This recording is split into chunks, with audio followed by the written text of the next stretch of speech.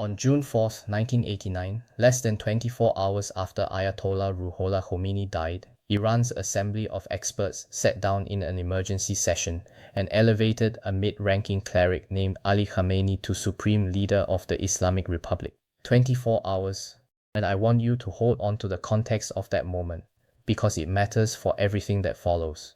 Iran was not stable when this happened. The war with Iraq, 8 years of it, had only ended the previous summer, 1988, with a ceasefire that left the country economically devastated and politically exhausted.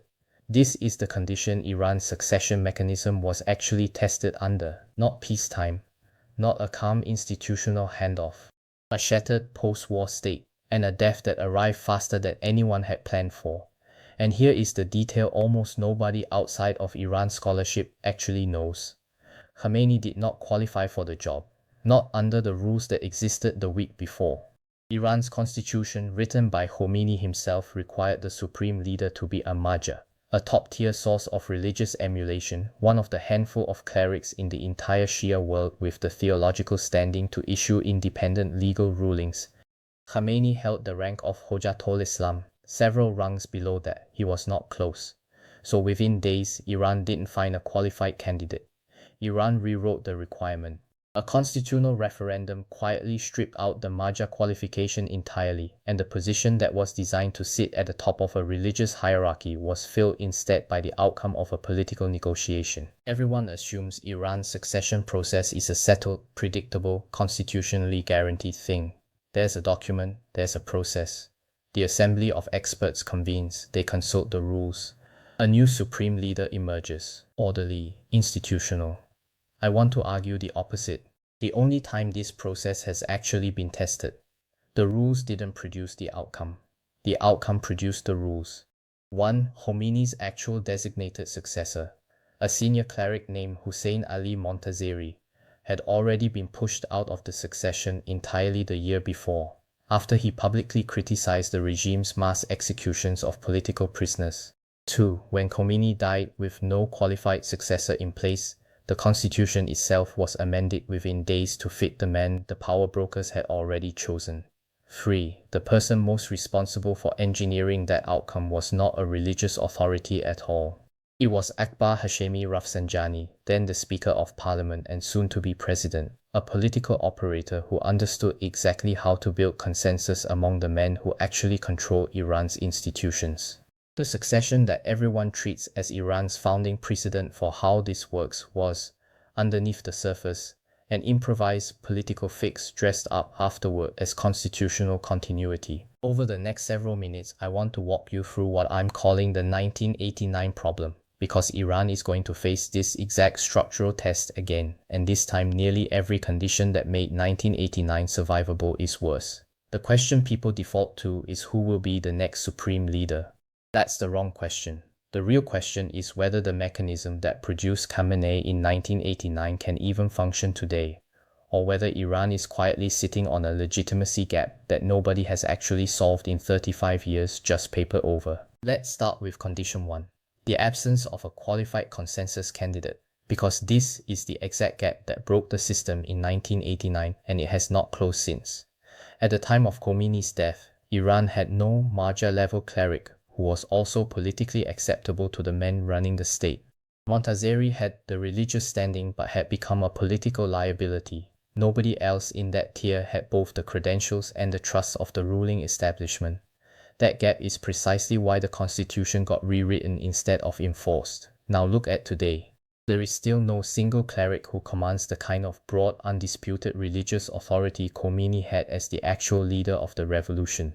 Khomeini himself was never a marja in the traditional sense before taking the job, and 35 years of him occupying the position has not manufactured a new generation of equally towering religious authorities waiting in line. The gap that forced an improvisation in 1989 was never actually closed. It was just filled by one man staying in the job for over 3 decades. Condition 2. The amendment as workaround problem. Meaning the actual rulebook has already demonstrated that it bends to whoever holds power, not the other way around. This matters because it means you cannot look at Iran's constitution today and assume it predicts what happens next. The document is not a fixed ceiling, It is a description of whatever the power brokers already agreed to, written after the fact. Sociologists have a term for this general problem.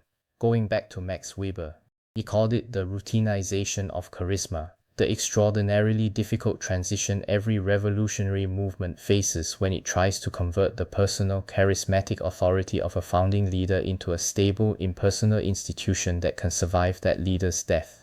Weber's argument, and this is worth sitting with, is that most revolutionary movements never fully solve this problem. They paper over it generation after generation until a succession moment arrives where the paper tears. Iran didn't solve it in 1989. It improvised a patch. Condition 3. Who actually decides? Because this is where 1989 offers the clearest warning of all. Rafsanjani did not have a religious title that mattered here. He had political capital, personal relationships across the Revolutionary Guard, the clergy and parliament, and the will to spend all of it quickly before a power vacuum turned into a crisis. He moved so decisively that the entire transition took less than a week from death to installation. And there's a footnote to Rafsanjani's own story that I think is worth sitting with. The man who engineered that transition, who arguably had more raw political skill than anyone else in the Islamic Republic's history, spent his final years increasingly sidelined by the very system he helped install, barred from running for president again, watching his influence erode before his death in 2017. Even the master architect of the 1989 fix could not protect his own position inside the system he built. Now here's the problem for today. The Islamic Revolutionary Guard Corps in 1989 was still a relatively young, comparatively modest military organization. Today the Guard runs its own engineering and construction conglomerate, Khatam al-Anbiya, with contracts across oil, gas, dam building, and telecommunications. And independent economic analysts have estimated Guard-linked enterprises control a share of the Iranian economy running into the tens of percent, some estimates suggesting as much as a third. That is not the same organization Rafsanjani was negotiating with in 1989. The Guard is no longer one input into a succession decision. It is arguably the decisive input. And unlike Rafsanjani in 1989, there is no single obvious figure who plays his role today. One person trusted across factions with the standing to broker a fast, clean outcome. Instead, credible reporting over the years has described a Guard leadership that is itself factionalized, competing commanders, competing economic empires, competing loyalties.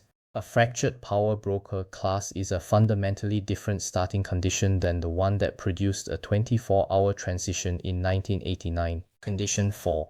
The hereditary contradiction, and I think this is the single most interesting tension in the whole story. For years, Iranian affairs reporting and regional analysts have floated the name of Mojtaba Khamenei, the supreme leader's own son, as a possible successor.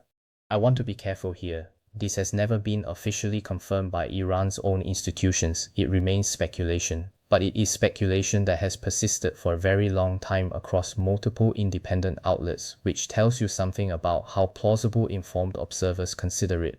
And here is the contradiction. The Islamic Republic was founded in direct opposition to hereditary monarchy. The entire revolutionary premise was that legitimate authority comes from religious learning and popular acceptance, not bloodline. A son inheriting the position his father held for 35 years would be, structurally, the exact dynamic the revolution was built to replace. If that is genuinely the direction this goes, the Islamic Republic will have spent nearly 5 decades arguing it is not a monarchy, only to quietly become one at the exact moment of maximum vulnerability. And it's worth noting Iran wouldn't even be the first modern revolutionary state to do this. Cuba is the clearest parallel anywhere in the world. Fidel Castro built a revolution explicitly against inherited power, against the old landowning families, against the hereditary elite. And when illness forced him to step back starting in 2006, formalized in 2008, power did not go to some independent revolutionary council. It went to his own brother, Raul. A state founded on the total rejection of dynastic rule ended up keeping the presidency inside one family for close to 50 years. and nobody inside Cuba's system ever had to formally admit that's what happened because it was managed gradually through existing structures, dressed up the whole way as institutional continuity. That is the playbook for how a revolutionary state absorbs a hereditary outcome without ever calling it hereditary. If Iran goes the same direction, don't expect an announcement. Expect exactly what Cuba did. A slow accumulation of formal titles and public visibility until the outcome is already finished before anyone is asked to vote on it.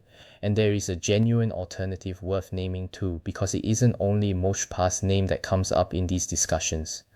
Hassan Khomeini, the original Ayatollah's own grandson, a comparatively moderate, reform-sympathetic cleric, has also been mentioned for decades as a symbolically powerful choice precisely because of his bloodline back to the revolution's founder, even though he has been effectively kept away from real power for years. Think about what that tells you.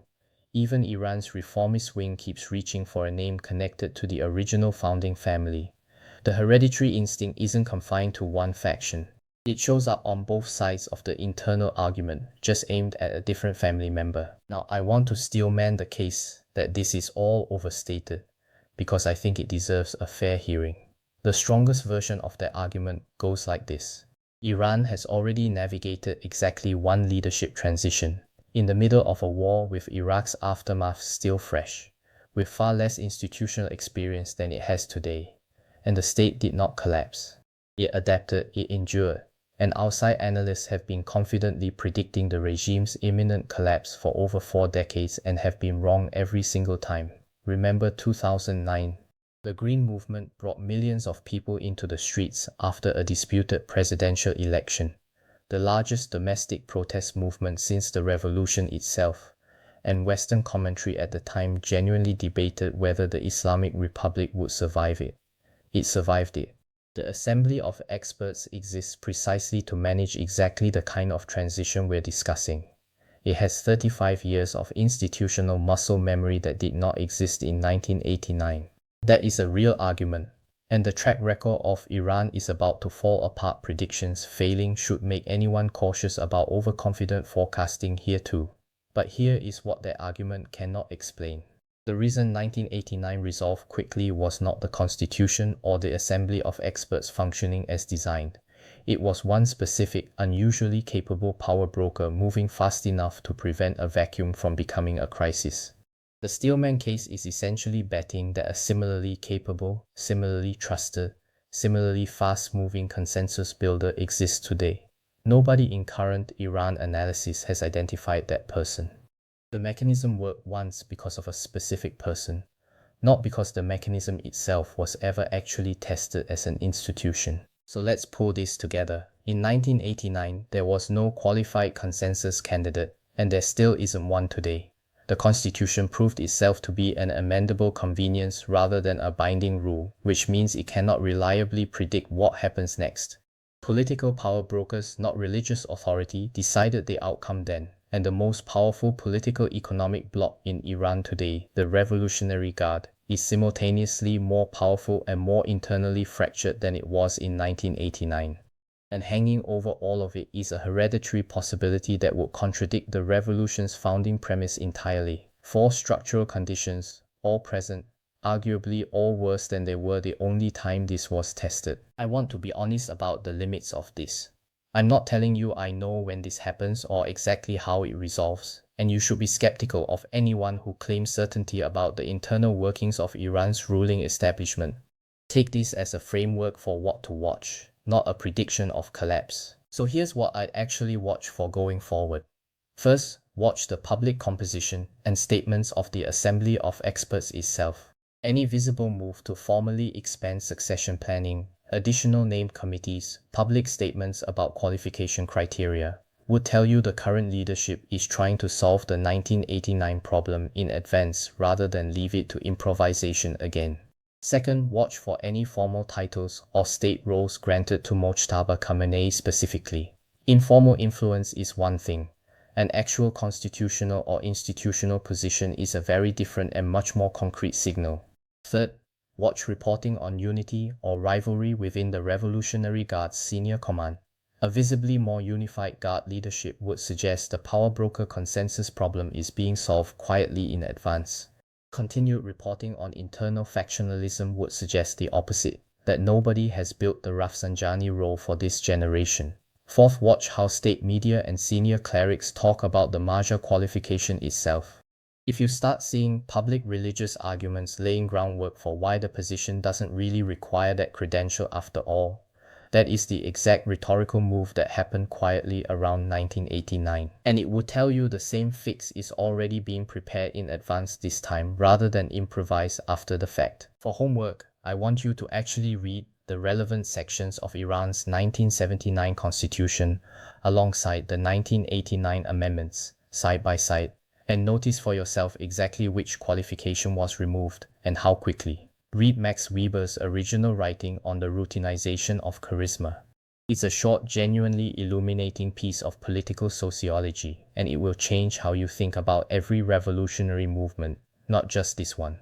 Look at the academic and think tank literature on Iran's 1989 succession specifically. There is real serious scholarship on exactly how fast and how improvised that transition actually was. And read up on the Assembly of Experts itself, how its members are actually selected, who vets the candidates who are allowed to run, and ask yourself whether a body selected that way is really built to make an independent, contested decision under pressure, or whether it's built to ratify a decision that's already been made somewhere else. Here's the question I want to leave you with. A revolution that defines itself by rejecting hereditary rule has now spent 35 years depending entirely on the authority of one single man.